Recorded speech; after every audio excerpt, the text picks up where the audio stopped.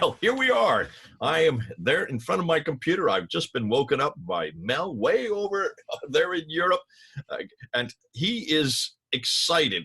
We're going to be doing a whole new chapter, looking, well, not really new in that it's not new for Mel. This is one of the terrific things I love about these guys. They are just, they're these sleuths on the ground who have their chisel and their hammer, and they're just chiseling away at history, and they're looking at all these rocks, and they're looking at all these inscriptions, and they're looking at all these buildings, and they're looking at all the coins, and they're looking at all the enormous amount of history that's been uncovered. The more they scratch, the more they find, and the more they find, the more we shine. The more we shine, the more they whine. Oh, how sublime. As we keep on saying, whenever you unpack and look at history and just dig into the ground and start pulling up all these artifacts, you're going to start following a story, and the story is leading all the time. It's leading in the same direction. Have you noticed? We've been talking about the 7th century. We're looking at the 7th century. We've been looking at Mecca more recently. We're now moving into the problem of what Mel calls the North-South divide. The North-South divide, that there was material that in the north, and when we're talking about the north, we're talking about Syria and Iraq and Jordan, that area, that then later on was then moved down to what is today Mecca and Medina. So you might want to even say that we begin with the north and we head down south. Have you heard us say this before? Well, Mel's come up with some new evidence to support that. Some of the evidence he's going to show you comes as far away as China. This is what's exciting, because he's not looking at the traditions and just following that narrative. That's the narrative that you all have been taught. That's the narrative that I have been taught. That's the narrative that everybody has been taught. That's the only one we've been permitted to be taught, because it's the only one that's been out there for 1,300 years. Maybe I could even say 1,200 years, but let's just go and say 1,300 years for now. You notice, not 1,400 years. And it's because of the fact that we're looking at history, getting back to the 7th century, that Mel and his crew, and that includes Murad, and includes also Bala, and also includes Joe, and now Odom, and others. This is the Sneakers Corner group. Remember that name, Sneakers Corner, because in years to come, that is the name that everybody is going to have on their lips, Sneakers Corner. And you have that bright green, iridescent green, I guess is the emblem of Sneakers Corner, that has really been at the forefront. All I'm doing is giving them a platform to speak. And I'm going to do what you are going to be doing. In fact, I'm going to be take on your position today. And what I'm going to do is I'm just going to sit back. I've got my pen and I've got my paper, and I'm going to just take notes. Like you, I've not heard this material at all. This is the first time I've come across it. Mel is smiling broadly because he says, you're going to love some of the things I'm going to throw at you today. I said, okay, I've got my pen and paper, and I'm going to sit and listen to Mel. As you're going to listen to Mel, it'll be the first time I've heard it, as it'll be the first time you've heard it. And then I'm going to try to come to conclusions as best I can at the end, because I'm sitting there licking my lips, wetting my whistle. Why? Because it's this kind of exercise.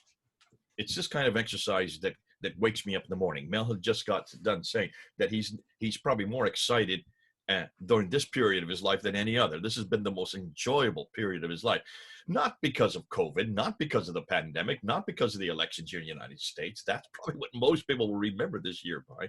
He's been so excited because of all these discoveries. And the fact that these discoveries are leading along the same trail. They're not taking us in all kinds of inconclusive or contradictory positions. They're actually zipping us back to the 7th century, and we're seeing a trail that is easy to follow, because these trails are being corroborated by, and they're being paved, you might say, by rock inscriptions, and they're being paved by coins, and they're being paved by artifacts that he keeps coming across, especially quotations that have put together and are putting together slowly but surely an image, you might say an entire guideline of what exactly did happen in the 7th century. In that 7th century, all the arrows are pointing north. All the arrows are pointing north. So we're going to be doing 2 episodes. One episode looking at the North-South divide, we'll call it that, and I'll bring Mel on board. Mel, are you there? I am, TJ. It's great to be back, and I am very excited and very happy to share what I've got for you today. Some of the material is old material that you've seen before, but I'm bringing it together in a different way and adding new material. And some of the things that weren't clear, say a few months ago, have become much clearer now. And so we're getting closer to a higher resolution picture. One of the Yes, things I've I'd like asked to him to start... get a new camera as well, folks. For those of you who have been complaining, he will invest in a good little old Logitech Brio. Boy, I should get some type of remuneration from Logitech for saying that on camera. But he is going to get a better camera, so at least we can see him in clear contrast. And also, probably it'd be nice if you got a better background behind you. Try to look smart with some books. I always do this, Mel, because I always go back and grab the books that I'm using. People now know whenever a book is this way, that means I'm using it. Whenever it's this way, I have yet to touch it, or it's not part of what we're heading to right now. And if you notice, that's getting larger and larger. Look at the ones up there. These are just getting taller and taller because so many more known books that I'm using for all these arguments. But that's in some ways is not to be it's not a surprise, is it, Mel? No, absolutely not. So I was going to start, Jay, with some artifacts. We're going to be talking about the fact that Islam started way up north, and a challenge I'm going to pose to our Muslim viewers is, can you produce just one artifact from early in the 7th century that might confirm the southern narrative, the standard Islamic narrative? And I'm going to show you some examples that I have here with me. Just what we're saying here, what you're saying is the southern narrative is a later narrative. The northern narrative is a earlier. So we're going from early to late, north to south. And you're saying, show me, since you're talking about the South, you Muslims have always been talking about the South. South would be also the idea of the later traditions. Show me any artifact. And this is the argument from silence that we've always been hammered with. I got this when I did my first debate in 1995. Dr. John Badawi, his only response is, it is all cited. There's nothing there that you can show to prove it. And now you're saying, no, hold on a minute. We are going to go back and we're going to show that there are things. The argument of silence actually flipped on its head. Now the Muslims who are from the South and who are from much later, they've got to now show us artifacts. So go ahead. Let's open the artifacts and see what you're talking about. Okay, so last year I was in the Ukraine, and if someone were to ask me, how do I know that there were Nazis in the Ukraine during World War II? Well, one of the examples of that would be the artifacts that they left behind. So while I was there, I picked up a passport of a Luftwaffe pilot, which you can have a look at there. Now, it doesn't mean that I'm agreeing with the Nazis or anything like that. It was just an example of a historical artifact, which I found interesting. I thought I'll never have another opportunity maybe to get hold of this. So that's like from the 1940s, and it's dated, and it has like a metal stamp and so on, and there's lots of evidence on it that would suggest that it's an authentic passport. Now, obviously, when you buy things on the street, you don't know if you're buying the real thing, but looking at it very clearly, it definitely looks like it's authentic. And that's the sort of evidence that you look for when you're trying to make a historical case, because it's, as I say, it's rock solid sort of evidence. Now, I think about 10 years ago, I had a friend of a friend who was a rich Jewish millionaire, and he was big into archaeology, and he was the guy that really got me interested in history for the first time. So he gave me this out of his collection. And now, I don't know, Jay, if you know what this is by any chance. I'm looking at it. It looks like it's a little lamp, isn't it? It's one of these little Jewish lamps that they had in the first century. Yeah, that's the very thing. So the oil would go in here and it'll wick out that end. And actually, it came with a letter of provenance, which said that it was dug in Jerusalem and it's believed to be dated from the 1st century. Oh, it is from the 1st century. Okay. Yeah, yeah. And so this could have been used at the time of Jesus, for all we know, which is an amazing 2,000-year-old you're holding in your hands. 2,000-year-old, and I really should have that in a safe somewhere. But I believe there are hundreds of these that have been dug up. Now, I don't know for certain that this was 2,000 years old, because it could be, again, it could be a forgery, for all I know. But that's at least a starting point. Archaeologists can examine this and they can date it and so on, and they can tell, usually they can tell if it's real or if it's not, you know. So that's the sort of thing that we look for as solid evidence for historical claims. So my challenge, and I'm actually going to make an offer here. I'm going to put my money where my mouth is, and I will offer €100 if a Muslim can produce one single artifact from Mecca that's independently verified from the time of Muhammad. Okay, so something. Okay, you have. Okay. So you really. You have. Go ahead. Go ahead. I'm so confident that there is none, and there is no museum of artifacts, and it has to be independently verified. We got hair from Muhammad or his fingernails. That's not any evidence, but something that's verifiable. And you have till the end of January. Now, how are you going to do this? I'm just so you can cover your tracks. Because if you go to the Topkapi there in Istanbul, they have hairs from the beard of Muhammad. They have a footprint that's in a stone of his footprint. It looks huge of Muhammad. They have the staff of Moses. The staff of Moses. I kid you not. And they also have the hand of John the Baptist encased in gold and metal, and you can see the bone. They have a hole in it where you can see the bone of his hand in there. And I had to laugh when I saw that. Can you imagine that they purport that this is the museum in the Topkapi Museum there in Istanbul, and here a reputable museum suggesting that that's the staff of Moses. So how are you going to prove or disprove that these people, I mean, you're going to have loads of people saying, here, well, I got the hair of Moses, of Muhammad. I mean, look at all these letters of Muhammad that they're becoming, the Ashtenami letter and all these other fraudulent claims. Are you going to be able to, hold your side of the bargain on this one? Well, it will have to be independently verified, so it'll have to be from a non-Muslim scientist or archaeologist. Okay, we've got to be able. It must be debunkable, and that's what we do. We do an awful lot of something something that has a date on it would be good, but like anything that is, just a Muslim claim only that independent scientists haven't backed up is not.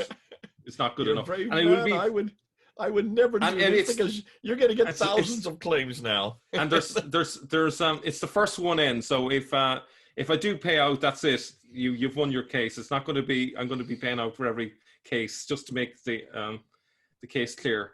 So there may be a bit of discussion from between people to see whether we agree that it is good evidence or not. But it'll have to convince most non-Muslims really for it to be good evidence.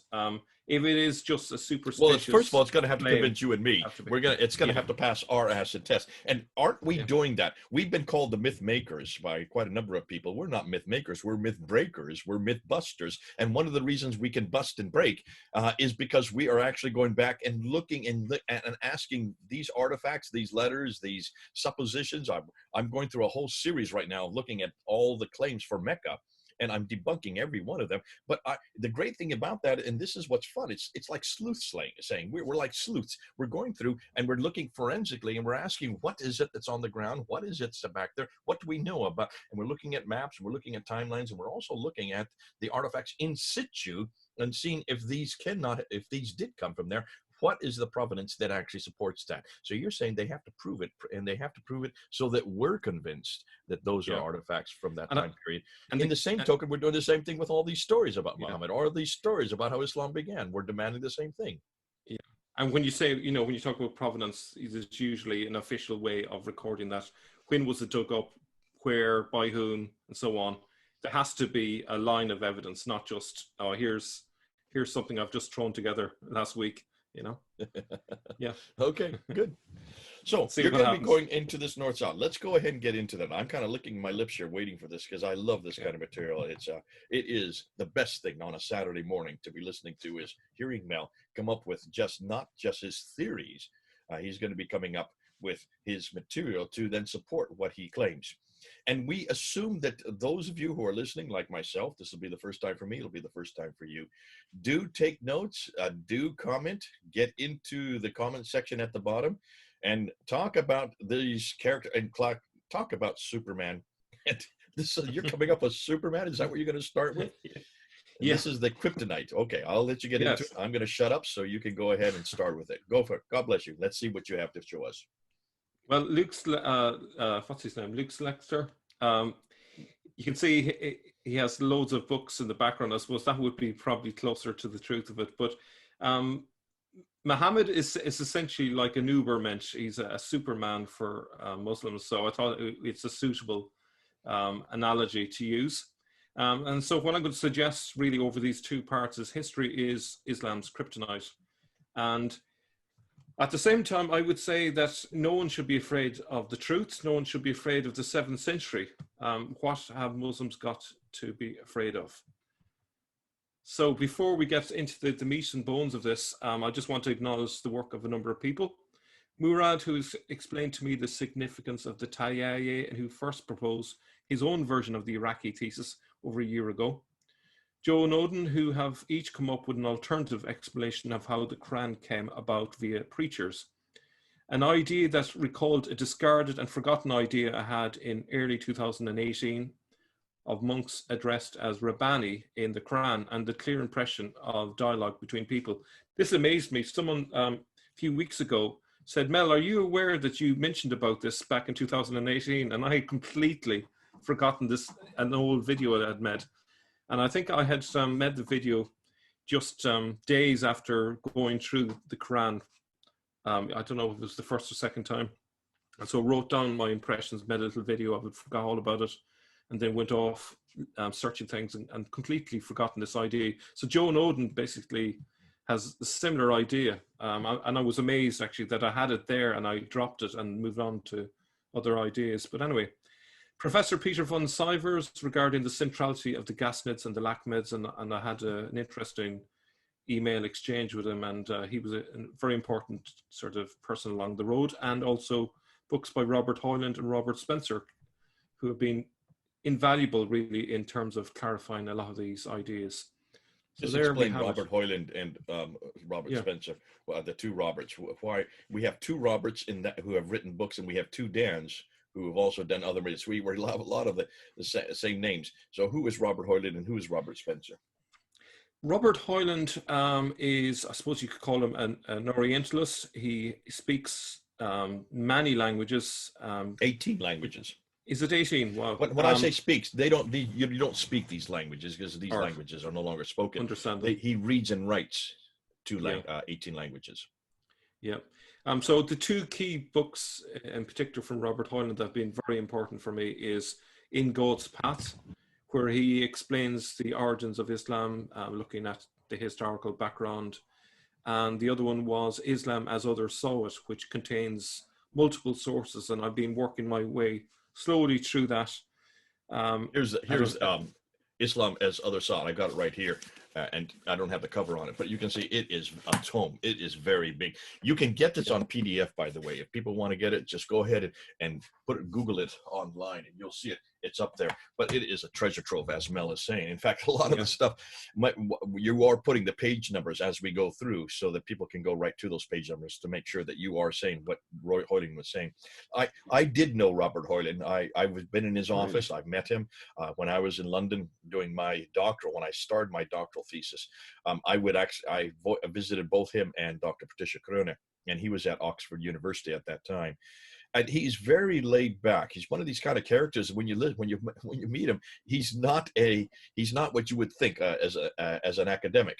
And the same token, Robert Spencer, the one who wrote this book. This is the book that he has been has been so pivotal since 2012. He has taken a lot of things that Hoyland has said and others, Volker Popp and many of the great scholars that have been looking at the introduction or the emergence of Islam, and put it into this book form called Did Muhammad Exist?, which is provocative when it came out in 2012. Since that time, he has come to know myself and Mel, and he has been looking at our videos, and I had him on this channel back in July of this year. And because of all this new material that you guys are digging up, you and Sneakers Corner are digging up, he has now been, his publishers have asked him to rewrite this book. He has just finished rewriting this book, and it's going to be coming out in 2021. We have to wait for it. It's about 25% larger than what is here, much Can't more wait to see it. material than what he had here, and he's introducing an awful lot of what we are talking about. So you're going to get it in print. People are saying, when are you going to write this up, Jay? When are you going to write it up? I let Robert Spencer do the writing. He is a much better writer than I am, and he understands it. The difficulty is this, Mel. The difficulty is this. He sent me the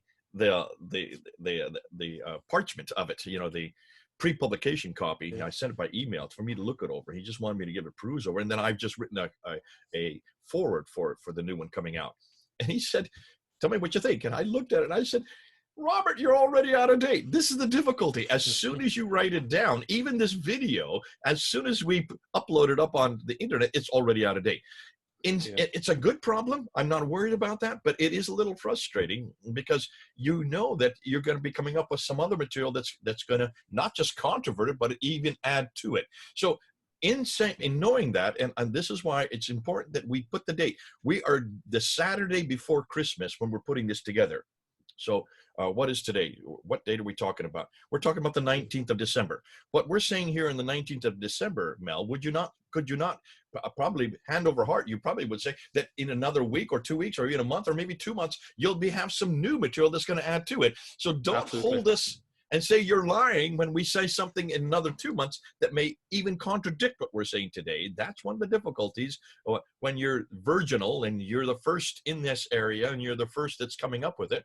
I've seen video after video where Muslims are saying, "You said this." There's a big one that's going all over the internet right now about what I said 20 years ago about Zakir Naik being one of the most dangerous men against Christianity. I said that in the last century when he was dangerous, but he's not dangerous today. The guy has gone flat on his face and he's having to hide out in Malaysia. He can't even go home. So he's nothing of the stature that he was back in the last century. And so be careful. We will always date what we're saying because we may have to, and by definition, the kind of work we're doing, since you're digging away and you're scratching and pulling things out of the ground, you're going to have to go with what you find. You're going to have to go with the evidence in your hand. And as you're saying here, this north-south divide that we're going to talk about in this segment may have to change. We might have to change it and add to it, or tweak it along on the borders to make sure that we're saying the right thing at the time that we have the evidence in that. Yeah.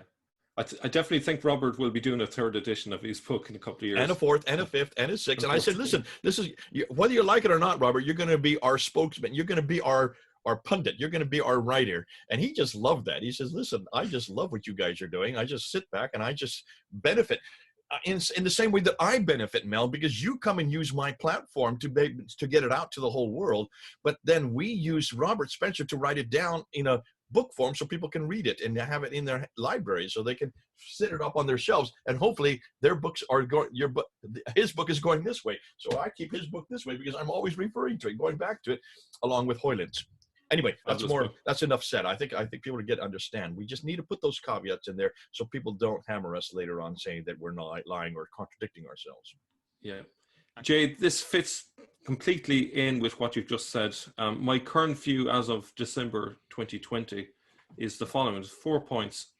Muhammad's biography is a composite fiction based on a real historical protagonist whose story is very different, numerous later figures and biblical typographies from that of Jesus and Moses. Number 2, this chief political protagonist on whom Muhammad is based had nothing to do with the formation of the Quran. The Quran, which is a misnomer, was largely the correspondence of preachers in a Judeo-Christian sect, and the tafsirs in the Quran have misinterpreted the meaning of the Quran. These are big statements I'm making. Number 3, the beginnings of Islam occurred in the north, mostly in Iraq, Syria, and the Jordan area. And lastly, early sources are not only able to confront that this standard Islamic narrative is wrong, but they can identify the evolution from the old, mostly historical narrative to the new, mostly fictional narrative. So that's where I'm at the moment.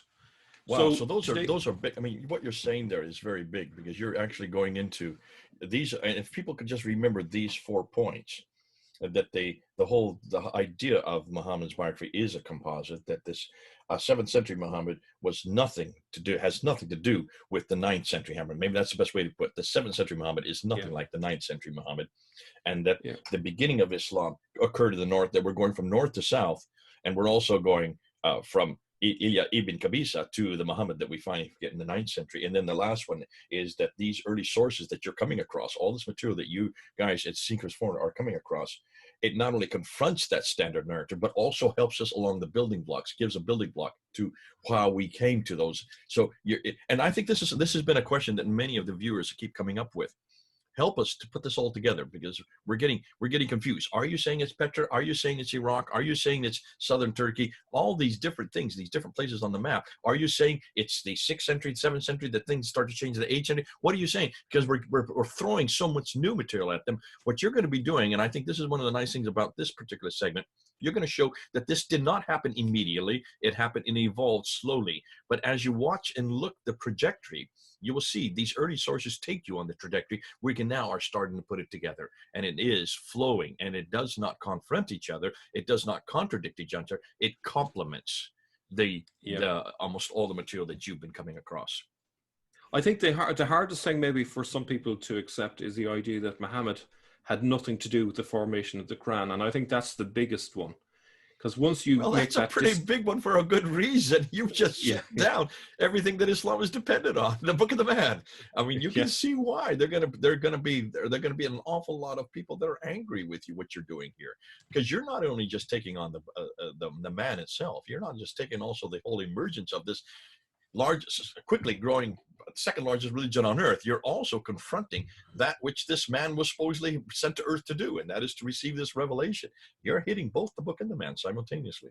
Yeah, these are two parallel things that are happening in the 7th century, and people have assumed that both of these are connected. But what I'm suggesting, that the evidence suggests that there's a political genesis and there's a religious genesis, and these are not connected. They can connected in the time of Abd al-Malik, but before that, these were distinct movements. And by thinking that they're one and the same movement, it leads to lots of confusion. But once you decouple that, it's much easier to see what's really going on. So there we have it on that. So in this first half then, first part one, I'm going to be arguing that the standard narrative is wrong. In part two, who was the main protagonist for the political genesis of the revolution that later became known as Islam.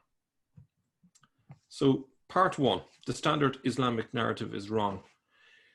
I'm going to suggest there were at least two standard Islamic narratives: the northern narrative, most of which has been expunged from the records, and the southern narrative. The standard Islamic narrative that we have today is essentially the southern narrative. Now, a quote from Thomas the Presbyter. You've seen this, I'm sure, many times. Mm-hmm. There was a battle between the Romans and the Tayyaye of Muhammad in Palestine, 12 miles east of Gaza. You will hear almost nothing about the Tayyaye in the standard Islamic narrative. Why? That should concern us. Why have the Tayyaye been painted out of the picture? Why have they been airbrushed out? There's obviously... Oh, that's interesting. So they've been expunged, you think, intentionally, and that I assume you're gonna say that. Isn't this symptomatic of what you do as if you're a new ruler, if you're a new emperor, if you are coming into a new empire? What's the first thing you want to do? You want to eradicate your predecessors. Yeah, I'm going to show you why it was why they were got rid of essentially. As an identifier, it became redundant as an identifier, and this is largely to do with the splits and infighting that went on in the Tayyaye, as we'll see later. And that's why the tribal name got changed, and then a subgroup within the Tayyaye was emphasized. But I suppose to start with, who were they? Who are the Tayyaye? So this is very key to understanding what happened. Well, first of all, the Tayyaye are referred to as the Tay. They're also known as Tayyi. It is a large and ancient Arab tribe, and the patronymic of Tay is Al-Tayyi, if I pronounced it correctly. When did the Tayyaye move north? So in the 2nd century CE, the Tayyaye migrated from Yemen to the northern Arabian mountain ranges of Jabal Shamar, which was formerly called Jabal Tay. As you can see where it is, and notice where it's located.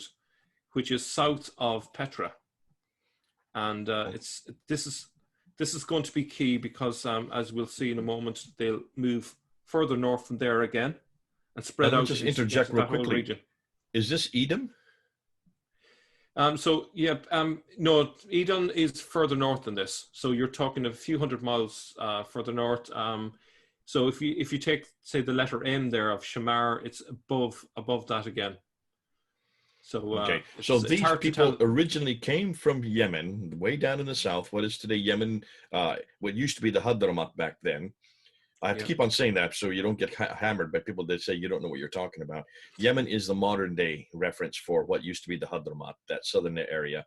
And so you're talking about 2nd century. You're talking about a good 600 years before Islam came into being, or as we know it today. So this is long in the past. Yeah.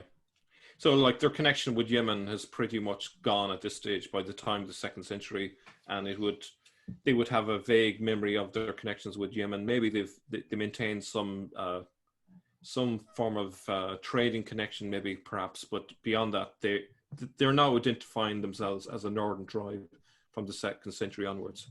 What would Shamad be today? Is that Jordan? I suppose Petra. It would be Jordan and northern Arabia, northern Saudi Arabia. As far I'd have to check it against a map just to see where the borders end and so on. But this would be Nabatea then. Jordan. These would be Nabateans. Yeah, absolutely. Oh, definitely would be within the Nabatean region. Yeah. Okay. Now, in the late 6th century, the Fasad War split the Tayyaye, with members of its Jadila branch converting to Christianity and migrating to Syria, where they became allied with the Ghassanids, and the Goth branch remaining in Jabal Tay. The Tayyaye also became well established in the Lakhmid region too. So where you see the Ghassanid kingdom there on the left-hand side, that would be equivalent to Syria, more or less. And the Lakhmid area to the east would be more or less equivalent to Iraq. Okay. Now, obviously, the frontiers change over time, but as a rough approximate, that would be fair enough.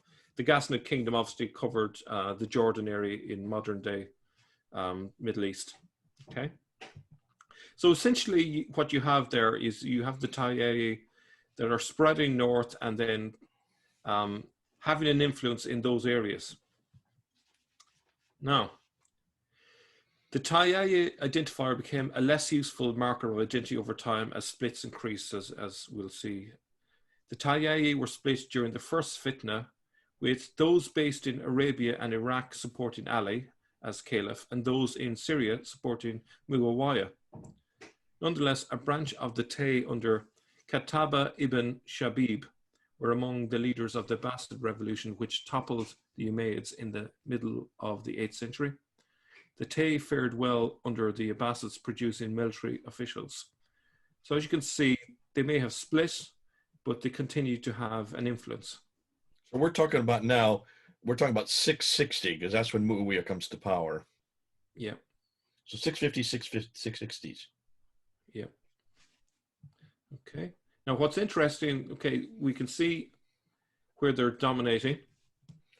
The Tayyaye dominated the Lakhmid region so much that the area of Mesopotamia became known as Tashkistan in the 7th century. Isn't that interesting that they were so dominant that the name of the area got changed to Tashkistan, which means land of the Tay. Oh, okay. This is not the same as Tajikistan that we use today. No, there's a linguistic connection, which I'll actually touch on later in the PowerPoint. But just to give you a rough idea of their sphere of influence in the 7th century, you can see it's quite extensive. So into what we would call today Iraq, northern and southern Iraq towards the east, and in the west in the region what we would call today Syria and the Jordan. So it's quite an extensive sphere of influence. Now, in terms of the overall population of these areas, these were a subgroup, but a very influential and powerful group within the overall population. Okay. Now, what's interesting is the central Hijaz was outside the Tayyi sphere of influence, i.e., where the standard Islamic narrative says Muhammad began Islam. So do you see the disconnect between Muhammad and the Tayyi if you hold to the standard Islamic narrative?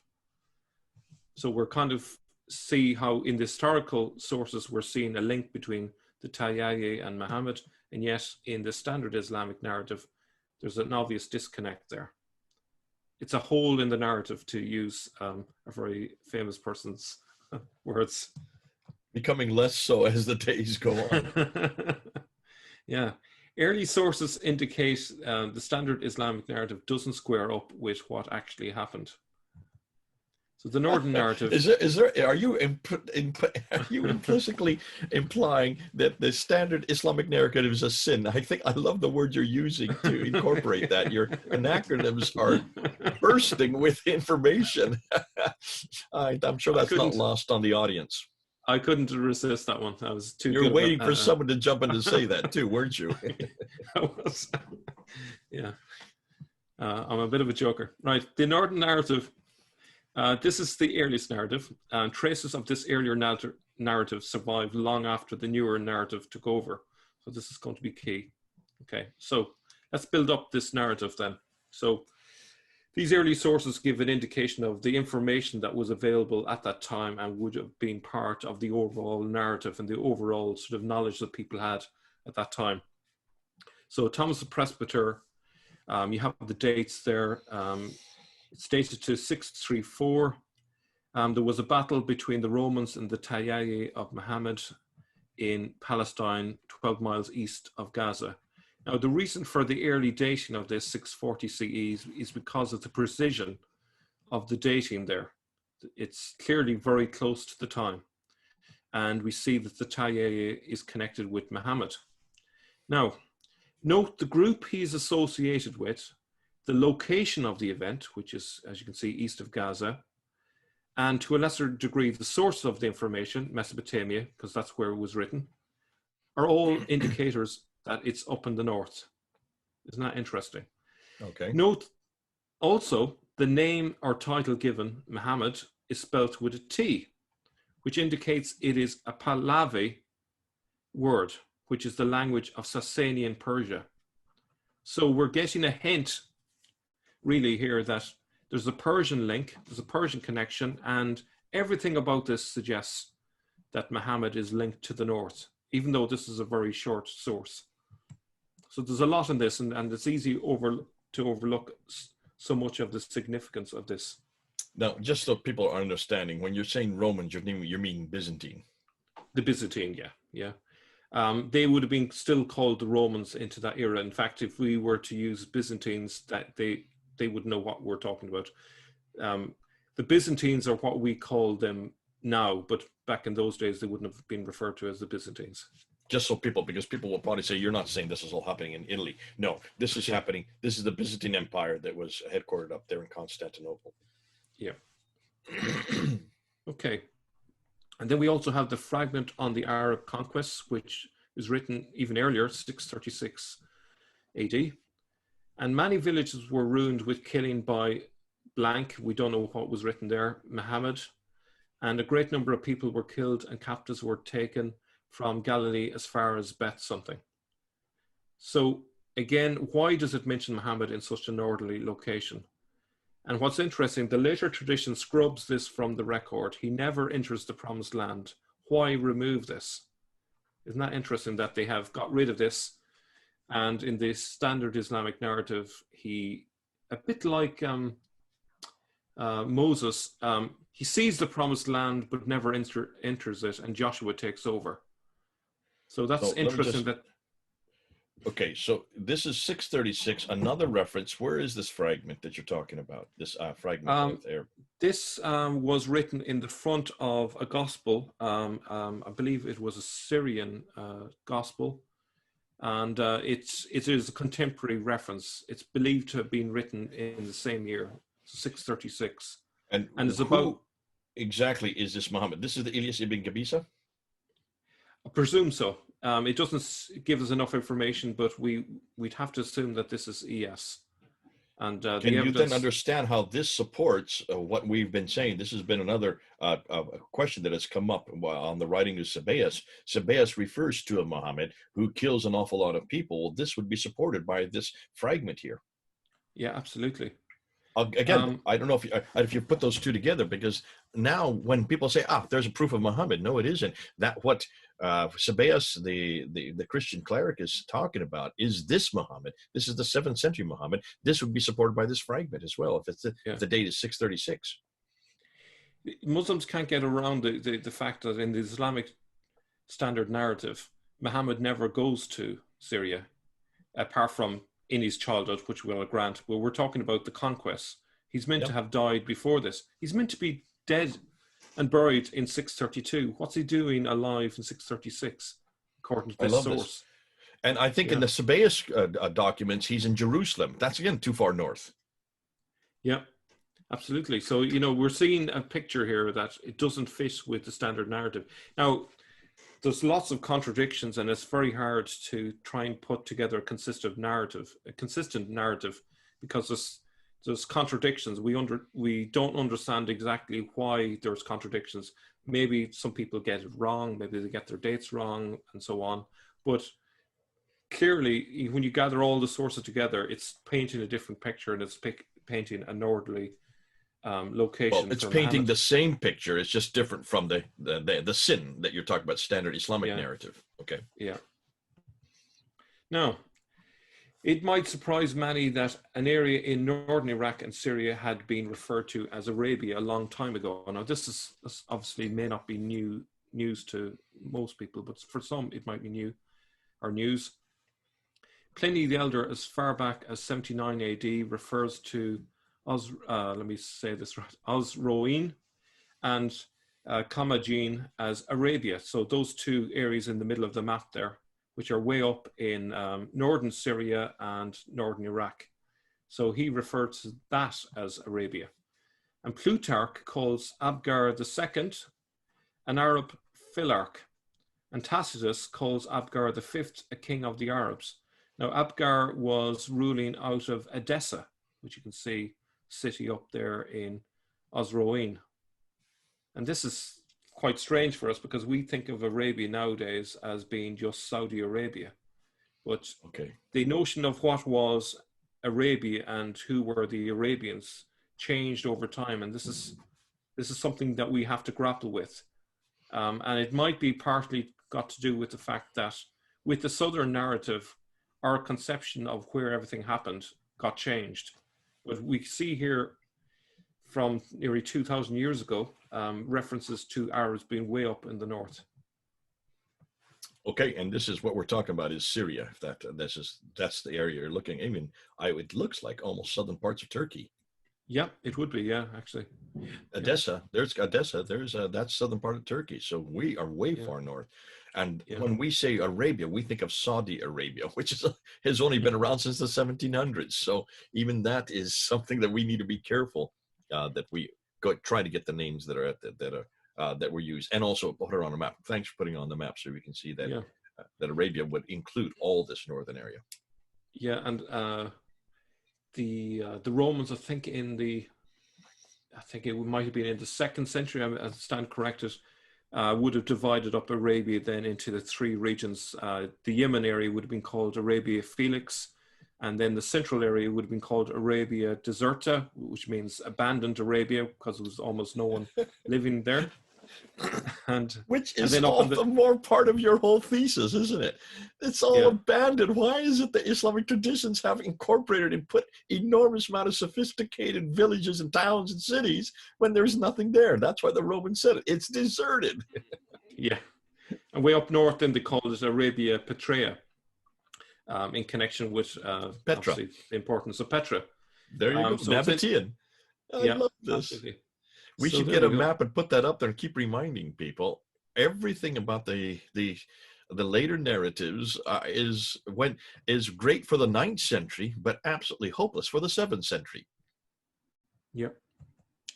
Okay, so the Hispanic Chronicle of 754, due to its distance from events, it's report seems to have survived the later changes. So even though this is quite late, it seems to represent the earlier narrative, the northern narrative, rather than the later one. And that's why I'm using this.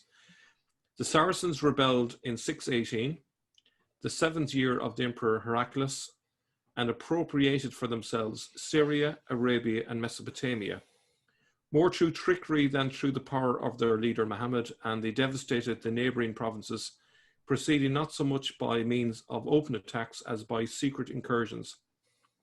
Thus, by means of cunning and fraud rather than power, they incited all of the frontier cities of the empire and finally rebelled openly, shaking the yoke from their necks. Notice that Syria, Arabia, and Mesopotamia are Tayyaye areas. This confirms again the link between Muhammad and the Tayyaye. So this source is fantastic. It really tells us where it all began. It happened in Syria, Arabia, as in northern Arabia, and Mesopotamia. That's where it started. It didn't start the way the standard Islamic narrative says it started, way down south in the Hijaz. Now, another source, and you mentioned Sabios, a fantastic source. Here he says the following: so they, that is the Jews expelled from Edessa, departed, taking the road through the desert to Tashkistan, Arabia. Do you remember that Tashkistan? Tashkistan, you're right. To the sons of Ishmael.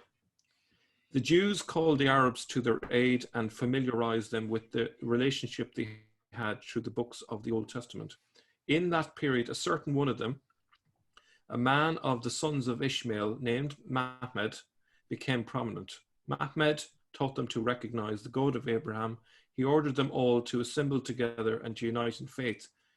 Now it's interesting, where did he meet, or where did these Jews meet Muhammad? Was it down in the Hijaz? No. Or was it in Iraq? There you go, Tashkistan, which would be Iraq. You're right. Yep. That's great. I mean, it just follows the same pattern. And also the thing is, this person who's referred to as Muhammad, how could he order them all to assemble together? Who has the power to order people around and get them to assemble together? Do you think a wacky preacher in the desert would be able to do that? Maybe if they were, I don't know, what's his name? Billy Graham, maybe? But no, we're talking about someone who is in authority, you know, and we're going to see more of that in part 2. But we see a clear indication that Muhammad and the Tayyaye are linked, and the Tayyaye are located in the north, i.e. Mesopotamia. It doesn't make clear if Muhammad was also located there due to the way it transitions to Muhammad, but it's suggested. Okay. And here's Tashkistan in northern Mesopotamia. And you can see this map is based on the period 610 to 641. Now you can see Tashkistan is located between the rivers Euphrates and the Tigris. And as you can see there, it stretches from, say, roughly Edessa all the way down to Ctesiphon.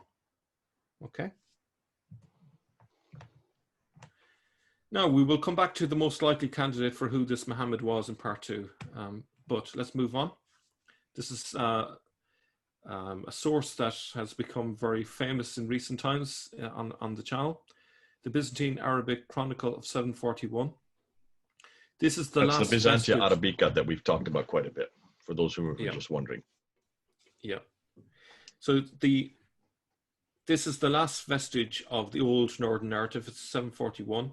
Abdul al-Malik, assuming the apex of his kingdom, ruled for 20 years. In the first year of his rule, he directed all the experience and virtue of the mind of his army against Abdullah al-Zubair, whom his father had attacked so many times in various wars, all the way finally to Mecca, as they consider it, the home of Abraham, which lies in the desert between Ur of the Chaldeans and Kara, the city of Mesopotamia. Now, I think did I pronounce that correctly? Ur of the Chaldeans, I think I did. Yep. So let's have a look at where that is. It's up here, okay?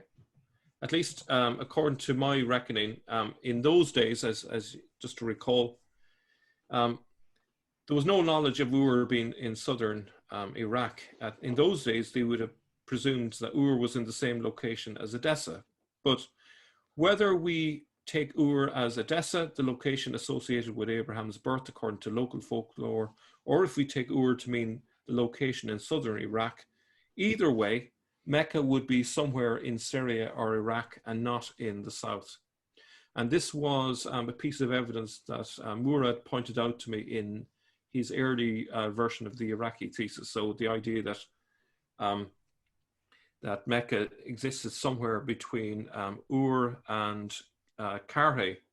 Now, the only problem with his thesis was that he assumed that Ur was way down in southern Iraq. And for me, the problem with it as a source was that it was a huge distance between Karhe and Ur way down south. But as you can see in this map, if you assume that Ur is in Edessa and Karhe is, as you can see in the map, that's the same as Haran, then it's more precise. It's between a relatively short distance, and that makes more sense. Can I just jump in here? Yeah. This is looking at that map there, and it's too bad we don't have a map of where the present day Ur is. That present day Ur, and this is where maybe Murad needs to be a little bit more careful. The present day Ur in southern Iraq was only understood, it was only discovered in 1853 by the British archaeologist. I can't remember his name off the top of my head. And so therefore it's a little over, we're coming up on 200 years ago, just not even 200 years ago when it was then brought down to Ur. But you're looking at the 8th century. In the 8th century, 741, mid 8th century, they hadn't yet discovered that Ur. So of course this would be where they thought Abraham came from. In the 8th century, we've got to always do, as we've said, always go back to the time period that we're referring to, not what we would know today. Otherwise, you're going to get a lot of things wrong in history. And so that's a good reason why we need to understand that this was considered to be the birthplace of Abraham, or where he lived. And so therefore, it was wrong. That is true. But they hadn't yet discovered the real Ur. And the other thing to bear in mind is what is meant by the Chaldeans, the Chaldees. Well, the Chaldees means the magicians. These are people who are into sort of magic and superstition and even Neoplatonism and all sorts of things. There was an academy in Athens that was closed down in the early part of the 6th century. And where did they move to? They moved to Haran, which is, as you say, down the road from Ur here on the map. So Edessa is Ur. So again, it's confirmation of a connection between the Chaldees and this location of Edessa. Okay. All right, so obviously the changing of the guards requires a changing of the narrative. So as you can see here, we have the old narrative, which is the Northern Historical Story, or NHS, for as an acronym. I love that. So for those of you who don't know why he's smiling and why he's laughing, the NHS is the National Health Service in Britain. And everybody swears by it for obvious reason, because it's what saves you. It's what heals you. It's the socialized medicine that has been one of the big success stories there in Britain for many, many years. So he's putting the NHS, Northern Historical Story, versus the Southern Islamic narrative, which is Sin. Sin is the opposite of the NHS. So you're doing tongue in cheek. That the Northern historical story is the true story, and Sin, as we know, is the false story in the South. As you can see from the diagram, the old narrative and the new narrative overlap each other. So in the 680s, I believe, was when the new Southern narrative began to take shape, and then it became more definitive around the 750s when the Abbasids took over. And then from then onwards, the Southern narrative took over completely, and the old narrative was forgotten, with the exception maybe in local areas where it probably retained some memory, maybe for decades, possibly even for centuries. But essentially, in terms of the empire, it was all about the Southern narrative from that point onwards. Now, some sources suggest the beginnings of the Southern narrative. So let's take John Bar Pinkeye, 687, a sanctuary in the south. One of the Arabs by name Zubair made his voice heard from a distance. He made it known about himself that he had come out of zeal for the house of God, and he was full of threats against the Westerners, claiming that they were transgressors of the law. He came to a certain locality in the south where their sanctuary was, and lived there. Now notice we see a touch of the southern narrative there, but it is not clear where in the south he is referring to. Was it Petra? That would be south of the western region. Was it Mecca in the Hijaz? If it was, then his contemporary Jacob, Bishop of Edessa, 684 to 688, flat out contradicts him. So this could be the very beginning of this idea of things having started from the south. So Jacob, Bishop of Edessa, as we said, this is one we've referred to before. It's referring to praying to the Kaaba, but doesn't say Mecca, so bear that in mind. For it is not to the south that the Jews pray, nor either do the Maghreb. The Jews who live in Egypt and also the Maghreb there, as I saw with my own eyes and will now set out for you, pray to the east and still do, both peoples, the Jews towards Jerusalem and the Maghreb towards the Kaaba. And those Jews who are to the south of Jerusalem pray to the north, and those in the land of Babel, in Hira and in Basra pray to the west. And also the Maghreb who are there pray to the west towards the Kaaba, and those who are to the south of the Kaaba pray to the north towards that place. So from all this that has been said, it is clear that it is not to the south that the Jews and the Maghreb here in the regions of Syria pray, but towards Jerusalem or the Kaaba, the patriarchal places of their races. Now, if that didn't make any sense to you, I have a map. So what they're actually saying is that the people in Syria, the Jews and the Maghreb, they were praying south to here, but he has witnessed Jews and Maghreb to the west praying to the east, and those over here in Iraq praying west, and so on. So he's suggesting very clearly that this is where the Kaaba was and not further south. Can I jump in there and hold that map Yeah. there? We also have the archaeological work that was done by Creswell and Faravardi in 1905. Were the first to actually go to where you have Najaf and Karbala, to Kufa. Kufa would just be in that area, which would used to be Hira, just southwest of Babylon. And they were, I'm sorry, just southwest of Baghdad. That's where they did their digging, and they found the Wasit Mosque, and they also found the Kufa Mosque, the two of the oldest mosques, and they dug down to the original floor plans of those mosques, and they found the Qibla walls. And these are the first two Qibla walls that were discovered by Western archaeologists, 1905. And they noticed that the Qiblas were facing directly west. When they went over to the other side, it's just off the map, to Egypt. They went outside of Cairo to the old garrison town called Fustat. And there in Fustat, they dug down to the original floor plans, and they came to the Qibla wall of the original floor plans of the Fustat Mosque, and it's facing directly east. And so they noted this in 1905. So that's over 100 years ago. They noticed this, that it looked like, and they suggested that looked like that the Qiblas were facing Jerusalem. Now we know now today, Dan Gibson has gone back there and gone both. He's gone to the Wasit Mosque, and he's also gone to the Kufa Mosque, and he's also gone to the Fustat Mosque. And he's made it. He's shown very carefully that both the Fustat and the Kufa Mosque are facing not Jerusalem, they're facing Petra. And the Wasit Mosque, the word itself means in between. It's facing in an in-between direction that's halfway between Petra and what is today Mecca. Now, for that reason, the archaeological evidence is supporting what Jacob of Edessa is saying here. Almost exactly.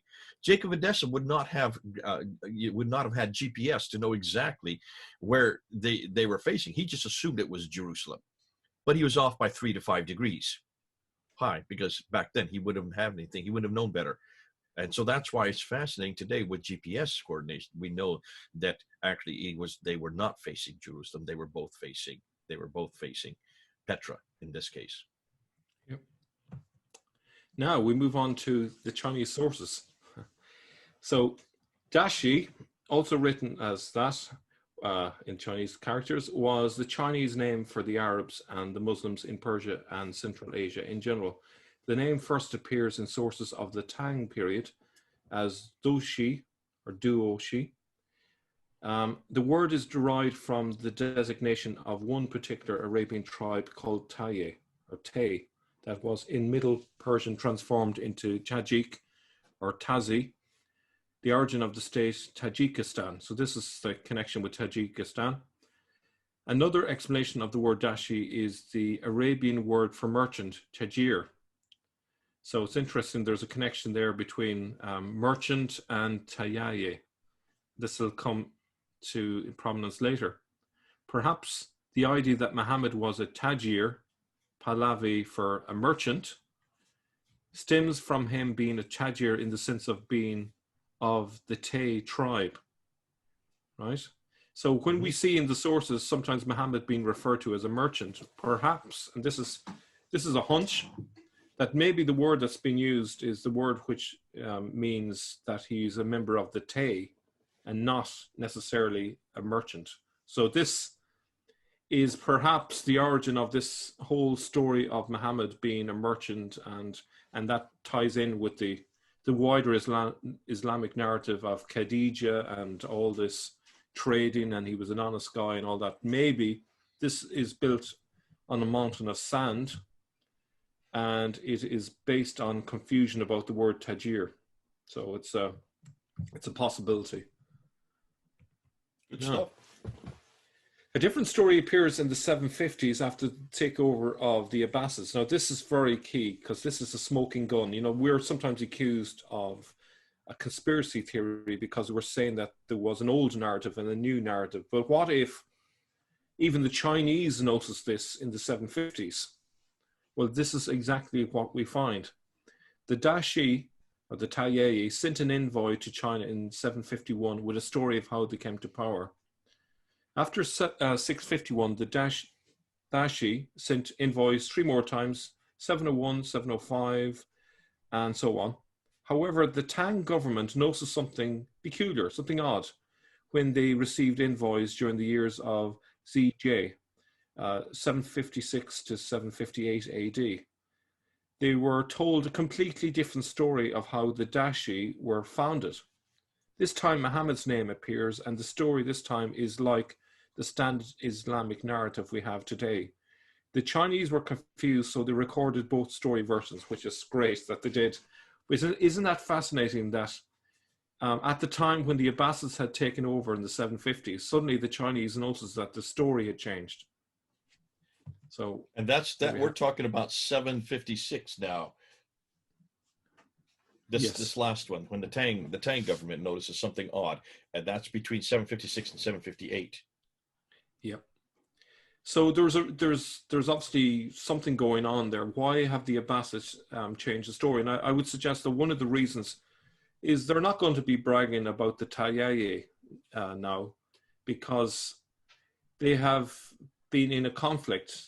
You know, inside the larger tribal group of the Tayaye, there's been a split. So this name no longer has major significance for them. They're going to emphasize in their new account how a subgroup are the real founders of what we call today Islam. And why would they do that? To justify the fact that they are in power. So they have changed the story as a way of holding on to power and to project their authority, their right to rule. Even as far away as China, they want to emphasize this. So it's fascinating. And here is the source itself. Notice that we still see traces of the old northern narrative, but the Quraysh and Muhammad are now central. So, as I said at the beginning, okay, this is a significant change, but we can still see a slow evolution. It will take a couple of decades later with Ibn Ishaq and then later again with Ibn Hisham for this story to fully ferment and become a completely different story. But here we can see elements of both the old and the new narrative. So let me just get straight into it then. Another saying is that the ruling clan of the Dashi, Taiyei tribe, is called Guli or Quraysh during the year of Kai Huan of the Su dynasty. There are 2 families within I'm going to use Quraysh or Quraysh just to make it clear. One family is called Penni Shishan, which is the Banu Hashim, and the other is Penni Mohuan, or the Banu Marwan. There was a man from the penny Shishen called Moki Mo. That's Muhammad, who was very brave and wise and was hailed as the king by the tribe people. The king, Moki Mo, then expanded the kingdom's territory, stretching across 3,000 leagues from east to west with his mighty forces. He also conquered the city of Shiala, which is Syria, which is called City Shan, which is Damascus. Now, before anyone says this, the Chinese are rendering these words in Chinese, and they're doing their best to get the closest representation of the word according to how they are hearing it. That's called transliteration, and we do that even today. If you were to go into any dictionary or you go into any encyclopedia and you look up the word Muhammad, just look at that word, even in English, how would you write that? In modern standard English, it could be Mohemmed or Muhammad. Look at the word Quran. It's a lot, and for many years it used to be Koran, but now it is Qur''. They're completely different spellings, almost look like completely different words, but it's actually the same word. And so this, when you transliterate it, you try to write it in your script as you hear it coming from the foreigner's voice. And so that makes, when they heard it, the Chinese heard the people who were coming from the Abbasids, when they were referring to Muhammad, they heard it as Mokemo. So that's why they wrote it Mokemo. Yeah, so notice that it's saying that there's a ruling clan within the Tayeye. So if you imagine the larger group is the Tayeye, and then within this large group, you have the ruling clan, which is the Quraysh, which I'm going to suggest, based on later evidence we'll see in a second, they are the Persian group within the Tayeye. So the Tayeye is a tribe which is transnational. It doesn't stick nicely within the borders. It's a mobile tribe that spreads across Iraq, Syria, and even into Persia. Now, there's a subgroup, as I say, the ruling clan, which are the Quraysh, okay? And this is what we've discovered. And within that group called the Quraysh, there are two important families. There's the Banu Hashim and there's the Banu Marwan, right? Now, the Banu Hashim is connected with Muhammad, according to the Chinese source. And notice the other one, the Banu Marwan. Why is that significant, Jay? Well, Marwan. Because the Marwanid family are the ones that come into power in 680. They're the ones that take over and subvert the Sufyani family, of which Muawiyah was a part of, and they were a subgroup that then become the dominant group within the Umayyad dynasty. So we know the dates for that; those are well known. So it's fascinating that even they're being picked up in these Chinese sources. Yeah. So you can see here that from the point of view of the 750s, the Chinese are basically saying that we are from the real people that started everything are the Quraysh. It wasn't the Tayye. They're basically saying no, it's not these low-life Arabs as they probably would have viewed them. You know, from the Persian point of view. No, it was the ruling clan that were key to all of this, because both the Umayyads and in terms of the ruling group, the Umayyads and the Abbasids were Persian. So they were the ones that were in charge, okay? And we see that by the 750s, the Banu Marwan have been suppressed and the Banu Hashim have taken over. And they are the Abbasids, essentially. That's how I read it, at least. Yeah. So it's very interesting. No, this is terrific. I mean, you can understand then why they've come to these conclusions. Yeah. Now, it goes on to say that the Quraysh, with its Marwan clan and the Hashim clan, were the white-coated Arabs. Now, bear this in mind that with the identities here, they're referred to here as Arabs, but there are other Chinese sources that will say that the ruling clan were in fact Persians. So if you imagine a pyramid, on the top you have the Persians, and underneath you have the Arabs who are doing all the fighting for them. You know, so there's that going on. A person from Mulu in Khurasan, in Persia, called Abu Muslim, plotted to overthrow Marwan. He announced to the people that whoever was on his side should put on black clothes. He soon collected an army of several thousand men and slew Marwan. Abu al-Abbas of the clan of Hashem was chosen king, and henceforth they were known as the black-coated Arabs. And this, in the Chinese, is the explanation for why the Abbasids are in charge. So it's very interesting. So the black-coated would be the Abbasids, the white-coated would be the Umayyads. Exactly, yeah. Now, despite the Chinese sources referring to these key clans as white-dressed Arabs, then black-dressed Arabs, it is clear from another Chinese source that these are more precisely to be termed Persians. This contradiction is due to centuries of border changes. These same people could be termed Tayyaye, Mesopotamian, Arab, and or Persian. Border changes meant a fluid sense of identity, but I think the key thing to draw out of all of this is that the elite were always the Persians. Okay. Now, so some more sources. The Gospel of the 12 Apostles, 692 to 705, and there shall rise up from among them a warrior and one whom they called a prophet, and they shall be brought into his hands, and the south shall prosper. And by the hooves of the horses of its armies it shall trample down and subdue Persia and devastate Rome. So we can see elements of the south appearing in the narratives. So we go on to the next one. So we have the short Syriac chronicle of 775, which says, and Muhammad and the Arabs went forth from the south and entered the land and subdued it. As you can see there, there's a focus on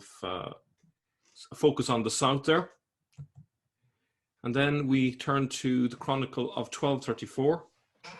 And this one I got from Stephen Shoemaker. He said that the Chronicle of 1234 was based on the Dionysius Chronicle of 845, which in turn borrows from the Chronicle of Theophilus of Edessa in around the year 750.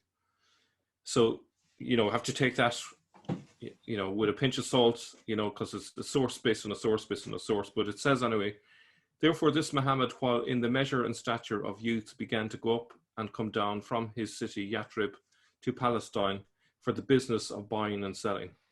So you can see here there's... But let me just jump in here. You're saying that this was written in 845, being redacted or borrowing from something, the Theophilus of 750, way up in Edessa. And so that would fit perfectly, because by that time Mecca, and it would have been called Mecca at that time. Why they're still calling it Yathrib, I don't know. Mecca would be well known by 750. Yeah, but I suppose, if we take it in terms of the Chinese sources, we can see that by the year 750 there's a strong beginning of the Southern narrative. Now, when exactly it started, in terms of a full story, it's hard to say, but we can see elements of it gradually coming into focus here with this source here. Okay, that's great. Now we move on to the following.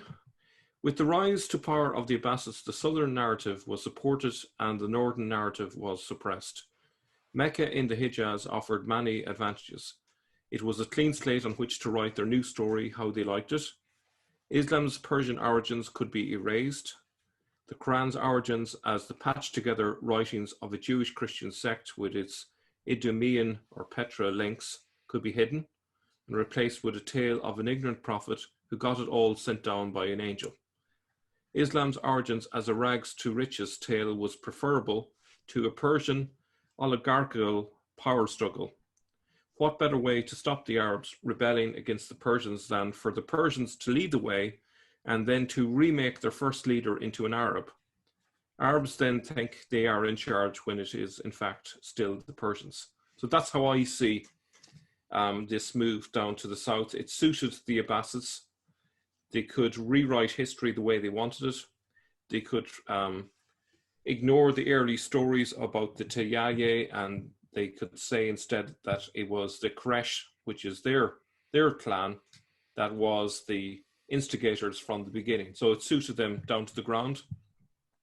And the cherry on the cake was to give a new narrative around the key protagonist of Iyas, or Muhammad, and to make him come across as if he were an Arab. So that's the idea that I see of how it came about. So the conclusion then, really, of part one is that the standard Islamic narrative is wrong about where Islam began. It says Islam began in the Hijaz, but that turns out to be false. The real story began with the Tayyaye way up in the north. So that's it, Jay. Terrific. This is good. Let's go ahead and stop your sharing there. And I'd like to just kind of, these are the notes that I took, and I've taken 2 full pages of notes here. Let me just go through so we can tie it all together. Because what you've done here, you've put together this scenario of the north going to the south, and in that direction. And I love the fact that you've named the northern historical story versus the south, which is sin, and that's the southern Islamic narrative. Terrific. So let's just take that and let's go ahead, put that in and unpack it. And what you started out by saying, you took 4, you start out by saying 4 criteria that you're going to be using as your dictums. The first idea that this whole idea of Muhammad is a composite fiction. It doesn't come suddenly. It evolves over, in this case, you're talking about 150 years. And that the earliest Muhammad, the 7th century Muhammad, please be careful, folks. Don't think that that's the Muhammad of the 9th century. He's nothing to do with the 9th century. Get that out of your head. The same name, yes, but not the same person. That's good that you made that emphasis, and I'm glad we've got that there. And then you said, to understand what I'm saying, let's look and see how it went from the north to the south. And so you're saying that's a progression as well. So you're going from Muhammad to Muhammad, the Muhammad of the 7th century, moving to the Muhammad of the 9th century, and you're also going from the north down to the south. And that the earliest sources, this is the ones that we're going to, the 7th century, they confront that narrative that's in the 9th century, and they also help us see where it goes along that path. And I love what you've done in this entire episode. You've taken us along that path. And you start by saying, let's go back to the 7th century. Who is there? It's the Tayyaye. And they have been expurged. That's why we don't know anything about them, because they have been thrown out by all the later traditions. But you do to say that these Tayyaye, they have a history, and they start way down in the south, not the South Hijaz, but the South Yemen, what would be to Yemen today, the Hadramaut at that period. And you're saying way back in the 2nd century. So there would be no, there probably, or I shouldn't say no, but there probably very little memory of that part of the Tayyaye. They come from the Yemen, from the very far south, and they go all the way up to Shamat, which is what would be the Nabatean area. That would be Edom, and that would be Petra, and what today would be Jordan, and I guess you might say parts of Israel. So they go to the north. Then by the 6th century, so that's the 2nd century, by the 6th century, they then split into 2 groups. And the 2 groups are Syria, the Ghassanids in Syria, and the Lakhmids in Iraq. So now we're in the 6th century. And then by the 7th century, those 2 groups, which if anybody has studied their history, you will know that the Ghassanids became a buffer state for the Byzantines, and the Lakhmids become a buffer state for the Persians or the Sassanids. That's well known historically. So it's great that you've done this. So now we then move into the 7th century, because these 2 groups, the Ghassanids and the Lakhmids, they produce 2 different individuals who are also in competition to each other. From the Ghassanid area, you have Muawiyah, and from the Lakhmid area, you have Ali. Go ahead. What did you want to say there? Yeah, just be careful not to identify them too closely. So just be aware that the Tayyaye were a subgroup within the Ghassanids. They weren't identical with the Ghassanids. They were part of the Ghassanid population, not the entire population. And same with the Lakhmids. They were a significant group within the population that had huge influence, but they weren't the entire population. Okay, if that makes sense, yeah. That's a great corrective. Now, let me ask you this. Muawiyah, would he be a Tayyaye? I would say yes, yeah. There's evidence from the Chinese source that talks about that. In fact, that there were, if I can remember it correctly, there was the Marwan clan and there was the Hashim clan within the Tayyaye, and they put Muawiyah in one group, and I think Muhammad is in the other group, as best as I remember. And Muhammad Yeah. would be the one that's in the Lakhmids, which is where Ali would come from as well. So then Yeah. you move over to Tajikistan, and you talk about this Tajikistan, which is further east yet, because this became the homeland for the Tayyi, and that was the land of the Tayyi, which is what we would consider today the Euphrates Valley, the Mesopotamia, the place actually where Abraham came from. But you then moved over and you said, let's look at, and then you really moved into say, now let's take this northern narrative, this northern historical story, NHS.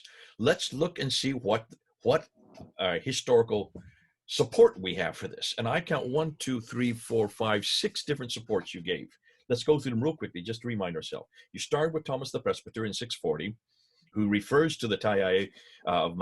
He talks about this Muhammad who has a battle with the Romans, and he uses the word Mahmud, and that would be the Pahlavi spelling of the word Muhammad. So that is in 640. You see the name come up, but that Muhammad is not the Muhammad of the 9th century. That's the Muhammad of Ilya ibn Qabisa, which we're going to be getting into in the next episode.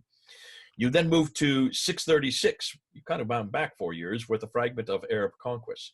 And that's in Syria. So here you have Thomas Presbyter is way in Pahlavi area. That's off to the east in what today is Iran. And then you move and say, listen, the fragment of the Arab conquest also refers to Muhammad killing many people, but way over in Syria. So here's this Muhammad head is appearing again, but not the Muhammad of the 9th century. And that's where this confusion keeps coming in. This is the Muhammad of Syria, again, in the north. And then you go way back to 79 AD with Pliny the Elder, who refers to this Osrohen, I don't know how to pronounce it either, but he refers to this whole area, the smaller land up there in the north, very far north, as Arabia. So we know we're talking about Arabia in the north again. And I think a lot of people would have thought, oh, that must be Saudi Arabia today, because they're thinking of the fact that that's what it's called on our maps today. No, this is much further north. In fact, that includes, as you put on the map, that also includes parts of southern Turkey and northern Syria. And then you get to the Hispanic Chronicle of 754. Now that's the time when the Abbasids are coming into play. They are already into play. And you talk about the fact that this refers back to 618 to the Saracids rebelling against these Tayyi.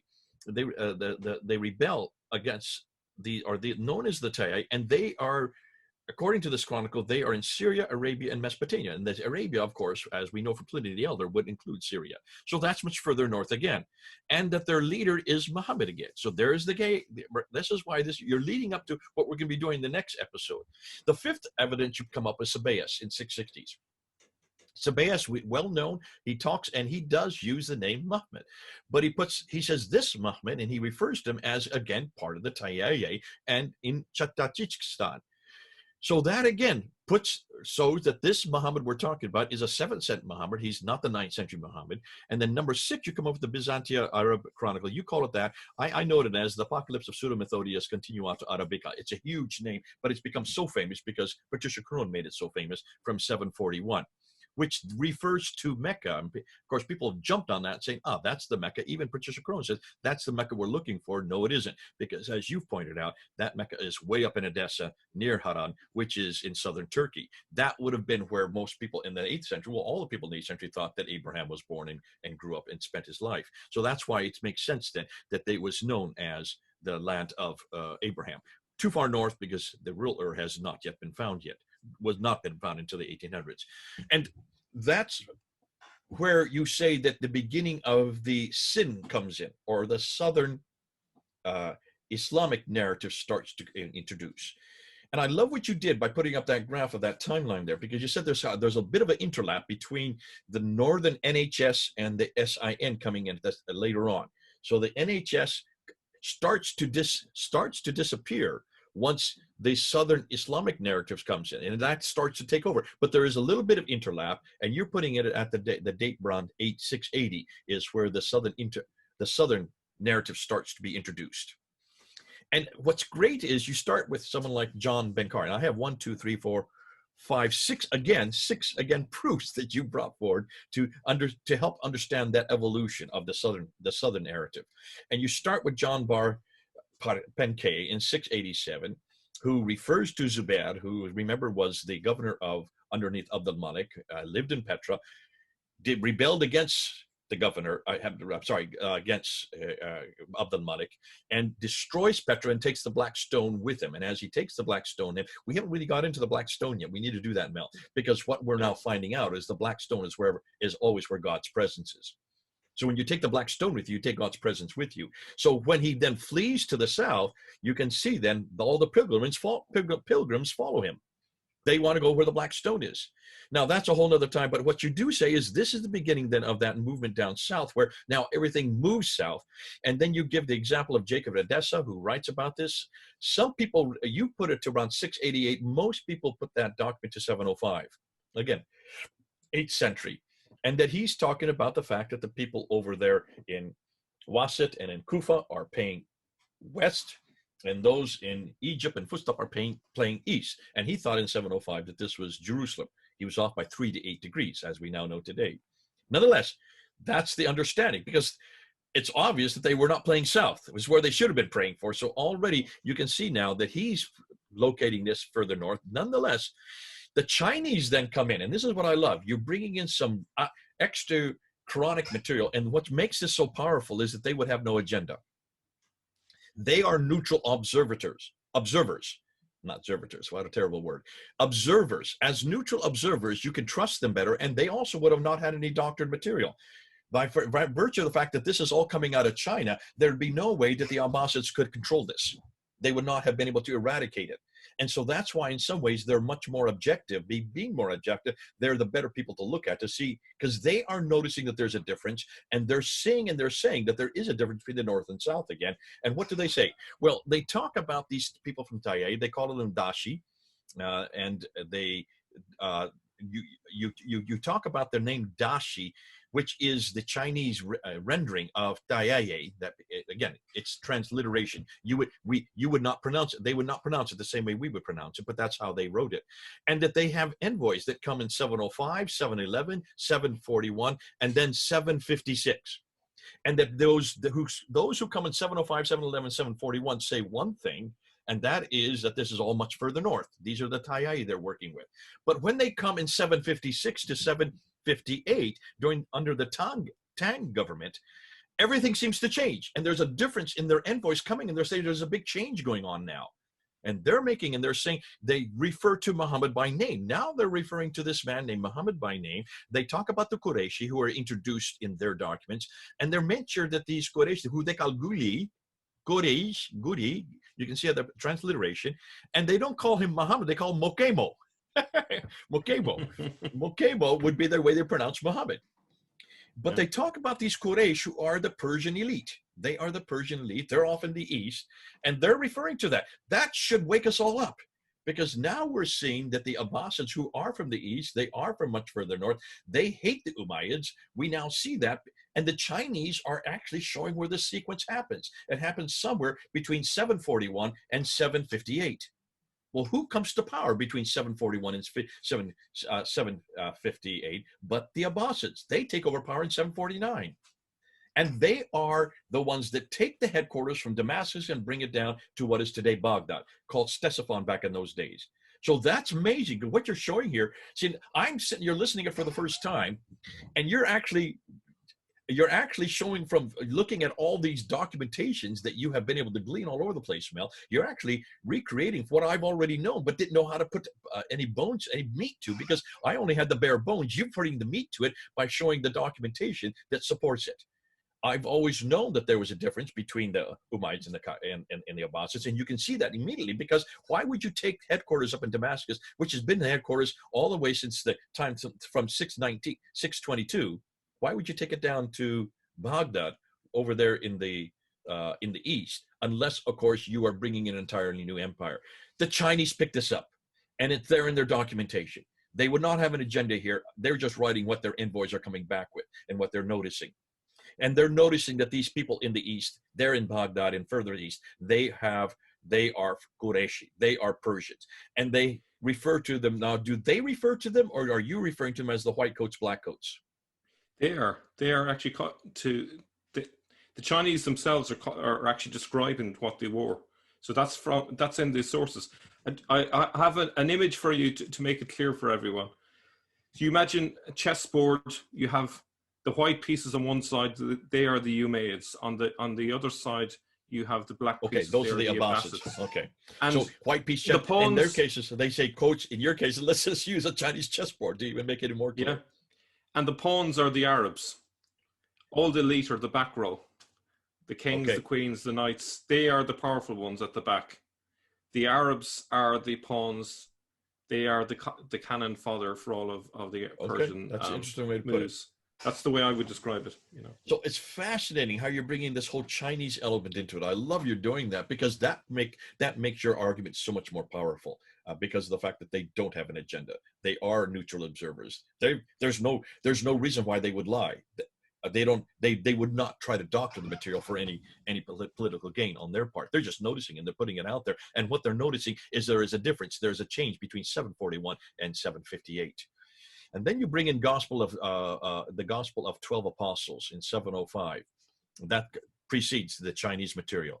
And this Gospel of 7 Apostles, again, brings up this idea of this movement down south. The short Syriac Chronicle of 775 refers to all this that's happening down in the south. So that's redacting it back to, again, this would be well into the Abbasid area. And then you talk about the Chronicles 1234 of Dionysius. That's dated to 845, but it's referring to material that was lifted from Theophilus of Edessa in 750 and referring to this movement from the north to the south. Brilliant stuff. Why did they do this? And this is how you end. And this is what I love. Why would the Abbasids try to eradicate everything that have gone ahead? Why do they create a whole new place and a whole new person and a whole new narrative? Why this narrative from NHS down to Sin, NHS down to SIN? From the northern historical story, which should remain, well, that's because that's the Umayyad story. They don't want anything to do with the Umayyads. They want to eradicate the Umayyads. They want a clean slate. They want a completely new clean slate. Therefore, they have the book, the man, the place, and the narrative. So they eradicate that, and they bring back they erase any Persian origins, which is in the north. They erase any Idumean origins. For people who don't know what we're talking about, that's Edomite origins. You've gone through this with Job. And then they want to show that their prophet was not a king like the original Muhammad was. He was a king. He had 30 villages. He was powerful. He was a Christian on top of that. Their prophet is not a Christian. Their prophet is a Muslim, and he comes from rags to riches. Well, every prophet goes from rags to riches. So there is that same narrative that's all through the Bible. We have that same story. We even have it now in this story, this new narrative, which is a southern narrative. It is southern Islamic narrative, now makes him rags that becomes rich from Mecca to Medina. And then, of course, they introduce the Quraysh, the Quraysh who are the tribe supposedly of Muhammad. We can't find any reference of any people called Quraysh anywhere that far south, nor certainly not from Mecca and Medina. And that's why then they introduced their prophet. So this has been fascinating. I love this kind of stuff because you're taking a whole swath of history, looking over a period of at least about 100, maybe even 150 years you're looking at. You're showing that almost everything is in the north. It's the Umayyad narrative that's in the north. It now needs to be brought down to the south. That new narrative, this southern Islamic narrative, has to make sure that that narrative is the one that is then imposed. And that's why it takes then to the 9th century, another century later, to finally get it written down with Ibn Hisham in 833. And then finally, they get it all put together by 870 when Al-Bukhari, Sahih Muslim, Ibn Dawud, and all those start putting the sayings together. And the story itself is finally created in 923, the 10th century. So this would make sense. This is fascinating because we now understand how the Abbasids wanted to eradicate and introduce their own narrative. Good stuff. So what's the next episode? The next episode, we're going to look at who the protagonists for the beginnings of Islam. So that's what we're going to look at. Oh, so we're going to go back to the original Muhammad. We're going to go back to the first Muhammad, the 7th century Muhammad. Oh, I can't wait. This is going to be fun. And God, listen, for those of you who have been following us, you've been seeing what Mel and his group have been doing in Sneakers Corner. Please, please, please continue to unpack what he's saying. Don't just sit there and read it and say, that was a great video.